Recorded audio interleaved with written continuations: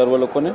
હું આપ લોકોને જણાવવા માંગીશ કે અમારે બનાસકાંઠા પોલીસે અહીંયા 51 શક્તિપીઠ સર્કલ ખાતે જે પોલીસ કંટ્રોલ રૂમ બનાવેલો છે ત્યાં અમે લોકો 350થી વધારે સીસીટીવી કેમેરાનું ફીડિંગ અહીંયા આવે છે અને અમે એ તમામ કેમેરાઓ ઉપર અહીંયા 24/7 અમે લોકો જે છે એ નજર રાખી રહ્યા છે. મારી સંપૂર્ણ ટીમ જે છે એ કંટ્રોલ રૂમ ખાતે બેઠેલી હોય છે.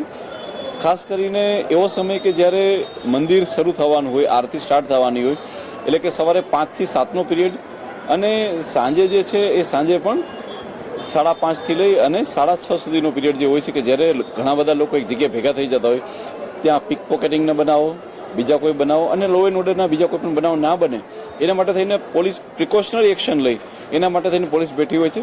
સાથે સાથે એની બાજુમાં જ VHF ચેનલ હોય છે જેના મારફતે અમે ત્યાં હાજર રહેલી પોલીસને અમે જાણકારી આપી શકીએ છીએ જેથી કરી અને એ લોકો સારીમાં સારી એક્શન લઈ શકે. આ પ્રકારની કાર્યવાહી જે છે એ કંટ્રોલ રૂમ ખાતેથી થાય છે. જય હિન્દ.